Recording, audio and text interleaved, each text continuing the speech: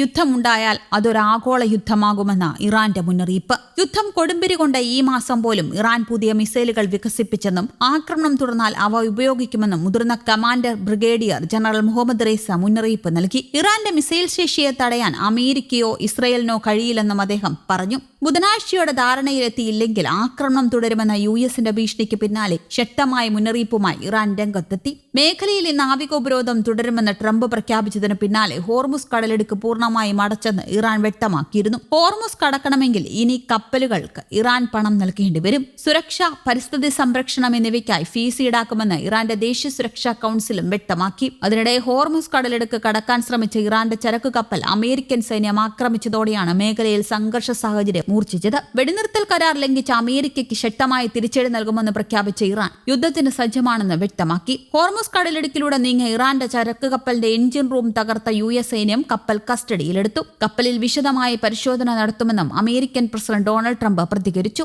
ഇറാന്റെ തുറമുഖങ്ങൾ ലക്ഷ്യമാക്കി യുഎസ് പടക്കപ്പലുകൾ കടലിൽ നിലയുറപ്പിച്ചിരിക്കുകയാണ്. അമേരിക്കയുടേത് വെടിനിർത്തൽ കരാർ ലംഘനമാണെന്ന് ആരോപിച്ച ഇറാൻ സമാധാന ചർച്ചകളിൽ നിന്ന് പിന്മാറുന്നതായി പ്രഖ്യാപിച്ചു. ഹോർമുസ് കടലിടുക്കിൽ കർശന നിയന്ത്രണം ഏർപ്പെടുത്താൻ ഇറാൻ നിയമനിർമ്മാണത്തിന് ഒരുങ്ങുകയാണ്. ഇതിനായി ഇറാൻ പാർലമെന്റ് പ്രത്യേക ബിൽ തയ്യാറാക്കിയതായാണ് സൂചന. പുതിയ നിയമം നടപ്പിലായാൽ ഇസ്രയേൽ കപ്പലുകൾക്ക് ഹോർമുസ് കടലിടുക്കിലൂടെയുള്ള പ്രവേശനം പൂർണ്ണമായും നിരോധിക്കും. ശത്രു രാജ്യങ്ങളുടെ കപ്പലുകൾക്ക് കടലിടുക്ക് കടക്കാൻ ഇറാന്റെ ദേശീയ സുരക്ഷാ കൌൺസിലിന്റെ പ്രത്യേക അനുമതി നിർബന്ധമാക്കും. ഇറാനെ ആക്രമിച്ച രാജ്യങ്ങളിൽ നിന്ന് അർഹമായ നഷ്ടപരിഹാരം ലഭിക്കുന്നതുവരെ അവരുടെ കപ്പലുകൾ കടത്തിവിടില്ല.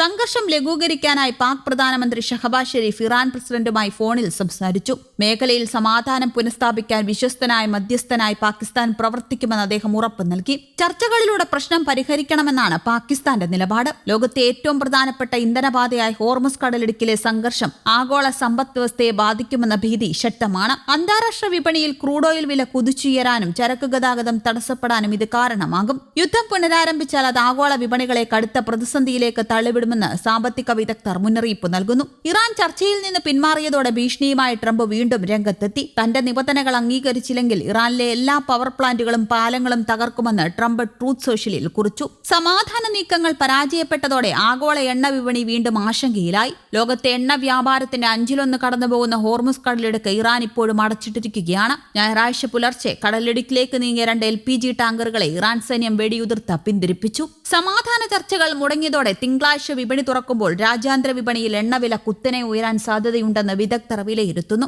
യുഎസ് പ്രതിനിധി സംഘത്തിന്റെ വരവിനായി ഇസ്ലാമാബാദിൽ വലിയ ഒരുക്കങ്ങളാണ് പാകിസ്ഥാൻ നടത്തിയിരുന്നത്. Vice president JD Vance, Steve Witkoff, Jared Kushner എന്നിവരടങ്ങുന്ന സംഘത്തിനായി നഗരത്തിൽ ഗതാഗത നിയന്ത്രണവും സുരക്ഷാ വലയവും ഒരുക്കിയിരുന്നു. ചർച്ചകൾ നടന്ന സെറീന ഹോട്ടലിൽ നിന്ന് അതിഥികളെ ഒഴിപ്പിക്കുകയും ചെയ്തിരുന്നു. എന്നാൽ ഇറാന്റെ പിന്മാറ്റത്തോടെ പാകിസ്ഥാൻ നയിക്കുന്ന മധ്യസ്ഥ ശ്രമങ്ങൾ അനിശ്ചിതത്വത്തിലായിരിക്കുകയാണ്. യുദ്ധം 8ാം ആഴ്ചയിലേക്ക് കടക്കുമ്പോൾ ഇരു രാജ്യങ്ങളും തമ്മിലുള്ള വിടവ് വർദ്ധിക്കുന്നത് ആഗോള ഊർജ്ജ പ്രതിസന്ധിയെ കൂടുതൽ രൂക്ഷമാക്കും. അതിനിടെ ആഗോള സമുദ്രപാതയായ ബാബൽ മന്ദബ് കടലിടുക്കിന്റെ നിയന്ത്രണവുമായി ബന്ധപ്പെട്ട അമേരിക്കയ്ക്കും സഖ്യകക്ഷികൾക്കും കടുത്ത മുന്നറിയിപ്പുമായി യമൻ രംഗത്ത്. യമൻ തലസ്ഥാനമായ സനയിലെ ബാബൽ മന്ദബ് കടലിടുക്ക് അടയ്ക്കാൻ തീരുമാനിച്ച ലോകത്തെ ഒരു ശക്തിക്കും അത് വീണ്ടും തുറക്കാൻ കഴിയില്ലെന്ന് യമൻ ഉപവിദേശകാര്യമന്ത്രി ഹുസൈൻ അലസി പ്രഖ്യാപിച്ചു. സോഷ്യൽ മീഡിയ പ്ലാറ്റ്ഫോമായ എക്സിലൂടെയാണ് അദ്ദേഹത്തിന്റെ പ്രതികരണം. അമേരിക്കൻ പ്രസിഡന്റ് ഡൊണാൾഡ് ട്രംപിനെയും അദ്ദേഹത്തിന്റെ നയങ്ങളെയും നേരിട്ട് പരാമർശിച്ചുകൊണ്ടായിരുന്നു അലസിയുടെ പ്രതികരണം. മുസ്ലിം രാഷ്ട്രങ്ങളുടെയും ജനതയുടെയും അവകാശങ്ങളെ ബഹുമാനിക്കണമെന്നും മേഖലയിലെ സമാധാനത്തിന് തടസ്സമാകുന്ന നയങ്ങൾ അവസാനിപ്പിക്കണമെന്നും അദ്ദേഹം ആവശ്യപ്പെട്ടു. ഏതാക്രമണത്തെയും നേരിടാൻ യമൻ സായുധ സേനകൾ സർവ്വസജ്ജമാണെന്ന് പ്രതിരോധ മന്ത്രി പറഞ്ഞു. രാജ്യത്തിന്റെ പരമാധികാരത്തിനുമേലുള്ള ഏത് തരത്തിലുള്ള ആക്രമണത്തെയും പ്രതിരോധിക്കുമെന്നും അദ്ദേഹം കൂട്ടിച്ചേർത്തു. ഇറാനെ ലക്ഷ്യമാക്കി നടന്ന US-ഇസ്രയേൽ ആക്രമണങ്ങളെ യമൻ അപലപിച്ചു. ഇത്തരം നീക്കങ്ങൾ ആക്സിസ് ഓഫ് റെസിസ്റ്റൻസ് ശക്തിപ്പെടുത്താനേ സഹായിച്ചിട്ടുള്ളൂവെന്നും അദ്ദേഹം പറഞ്ഞു. News desk, Kerala Kaumudi.